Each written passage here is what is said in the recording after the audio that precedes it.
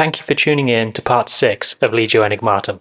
I'm a pretty new channel, so if you can give me a like and a subscribe, it really helps a lot. Thank you very much. I hope you enjoy it.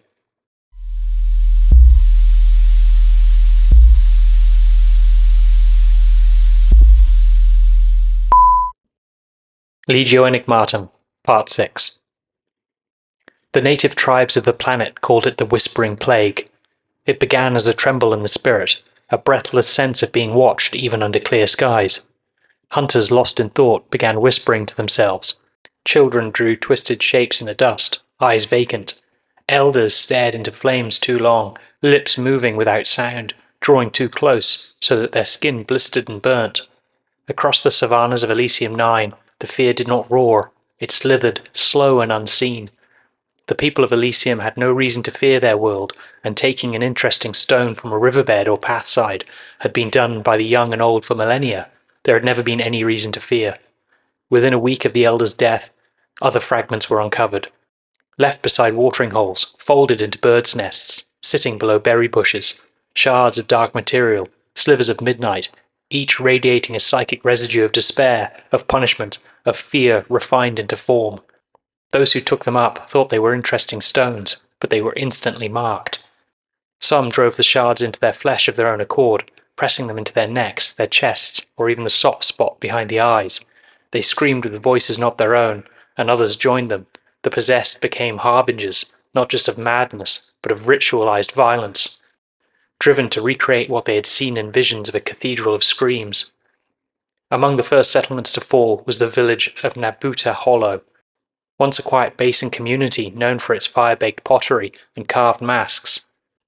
When the Celestial Lions arrived, summoned by scattered distress vox, they found only smoke and ash and death. Bodies were arranged in concentric circles around a shattered totem. Dozens sat upright, lashed in place, facing each other. Several huts still smouldered, strange sigils scorched into the walls, symbols unknown to any lexicon, but somehow hungrily familiar. 3 villagers, warped by possession and daubed in their neighbours' blood, charged the astartes with jagged farming tools. It took only seconds to kill them, and all died with laughter turned into snarls of rabid dogs. A single shard was recovered, buried in the wrist of one of the men. The village of Kanra Bend stood by an oxbow lake, marked by wind chimes the villagers believed brought good harvest. When the Matadors Patient strike force arrived, the village was already aflame. Screams echoed over the wind-swept fields, not of terror, but of esoteric rapture. Possessed tribesmen had strung captives from acacia trees and flayed their backs in the mockery of wings. Others had sewn their own lips shut, burning circular brands into their foreheads with heated irons. Voidir Alzar led the breach into the ceremonial hall. Inside, 6 bodies knelt around a 7th, all dead, hands linked, faces burned away. The figure at the centre twitched in blasphemous ecstasy, a shard jammed deep into the bridge of his nose, veins black as oil. One of the matadors, Sergeant Ven Carras, removed his helmet to see the grotesque spectacle with his own eyes. Before the last villager could be killed, he looked at the sergeant and said in a voice layered with many, I know you, the pillar grows. Then he charged. The Voidera stopped him with a single blow of his golden fist, caving the man's chest into a deep depression. The man was impaled by the impact. Alzar reached up and removed the shard, adding it to the others inside his warding orb. The Space Marines now knew this was something seeded. This was the thing that the Night Lords had left behind, the thing the Mechanicus hunted. The chamber beneath the Lion's Gate was ancient, its stone foundations quarried in a time when the Celestial Lions were still a young chapter. It had always stood firm at the heart of their bastion, a place of ancestral strength, thick with the incense of burned oils, and soft whisper of sacred cloth banners fluttering in the eddies from the roaring ceremonial fires the lions maintained. Now it bore witness to fear. Around the table stood the guardians of Elysium IX, their ceramite forms dark gold. Kozhir Mbaku stood with his senior soldiers and what remained of his librarius. Their number was so few now. They had not yet bothered to replace the upper ranks. They would be filled should the chapter have time enough of peace to replenish their ranks from recruits among the planet's tribes. The chapter had not even yet elected a new chapter master. Calbron had mused this was the behaviour of a dying chapter. Across from them stood Malric Draven, titanic in his black Terminator armour. Beside him, Decius Thorn, Calbron Vortek, helmet removed, face unreadable. 2 other matadors flanked them, Voidira Alzar and Sergeant Ven Karas, whose armour still bore soot marks from Kamrar Bend. Koja began the council. We have gathered every shard we know of. The taint is easy to spot from the few orbital relays we have left. Do we have any idea how many there may be? It was the Voidira who spoke. We believe we have most of them, if not all. That is a great relief, but how do you know? Said Death Speaker Zahari, in a deep, powerful accent, the accent of the world. He was the last of the Lion's chaplains, and he too was unsettled by the Voidira. None of the Lions had seen the Voidira remove his helmet in all the time he had been on Elysium. That was not unusual. The Blood Angels had similar traditions for their chief apothecary, but the Voidira gave off such a cold aura, the conduct seemed far more unsettling. The effects of the shards are not subtle, as your voice noted. Nothing about the Night Lords is subtle, and this makes them easy to spot. It is not the unseasonal dieback of the vegetation, it's the insanity of the citizens.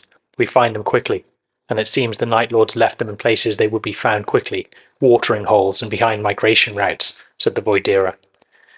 They may have planted some in obvious places and others in less obvious. There are many mountains on this world where dieback would not occur, and where our people seldom tread for lack of game, said Zahari. They may have left many more, intending to spread the blight over generations. We think not, said Malric. Why? Said Koja. The shards are pieces of a whole, said Alzar. Explain, the spirit walker Imani Kebe said. The Voidira looked at his chapter master. The Lions and our people will forever be indebted to the Matadors Patient, but this is our world. Do not think to withhold information from us, said the voice of the Pride. Malric gave a nod, and Alzar continued.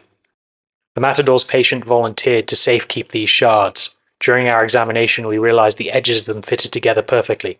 It took us some time, and a great deal of spectrographic analysis, but we were able to rebuild the original totem. What was it? Said the Deathwalker. It's a bust, of a man's head. What man's? That we will not share, said Malric, his words carrying the finality of a landed fist. Koja made a noise in his throat, the challenge of a lion. Malric looked at him, unblinking. You will tell us what this bust is of, Koja said.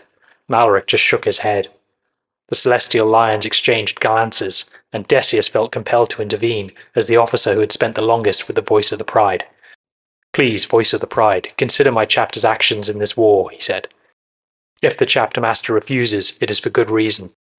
Even as he said the words, he was painfully aware of his own ignorance. He had been involved in the recovery of shards, but each was taken by the Voidira, and he knew nothing of the bust.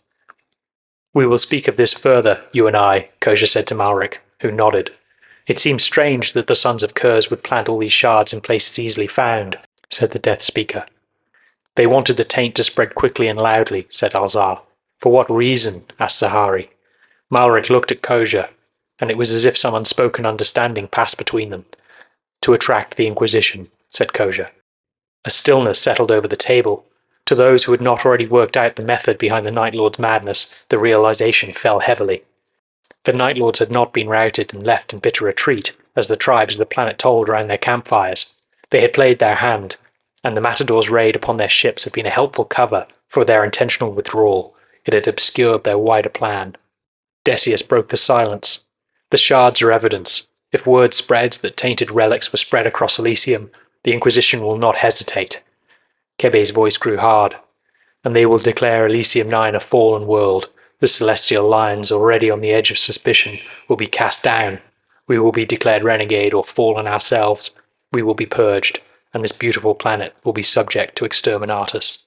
Silence fell again. The Night Lords would smile to know they need not fire another shot. The Inquisition will finish this fight for them, Carbon said. Koja frowned deeply, then spoke. We can hide them, seal them within the Lion's Gate, deep below. None but us would know. Malric slowly shook his head. And when the Inquisition does come, when they bring excoriators and find your walls concealing cursed relics, what then? The Night Lords are as devious as they are savage. They will find a way to tell the Inquisition of the relics they left behind here. No, the shards must leave Elysium. He looked to his men. The Matadors will take them when our fleet returns. We will carry them to the void, far from this place. Decius's jaw clenched. And what of the effect of these shards upon our own chapter? He said. If we are found with them, or if the Inquisition suspects us of harbouring such cursed things, what of our own status as loyal servants of the Emperor? Malric did not reply. Such conversation should be aired within our chapter's council halls, not the lions, said Calbron, placing a hand upon Decius's pauldron. Do not challenge the black anvil in such open ways, brother, he said in a private vox link to Decius. Decius held his tongue. Melric placed one massive gauntlet on the table. These shards will never darken the Emperor's domain again, he said. It sounded as a promise. There is one other matter, the Mechanicus Magos, said Calbron, guiding the conversation away from the retention of the shards. He continues to inspect the ruins where shards were found. His servitors move like ants. He knows something. Malric narrowed his eyes. And yet he has not found one yet. Alzar shook his head. Koja looked towards the chamber's high windows, where daylight was beginning to creep over cold ancient stone. If we have all the shards, the Magos has missed his chance, said Zahari. That may be a bolt we have indeed dodged, but we must remain vigilant, said Koja.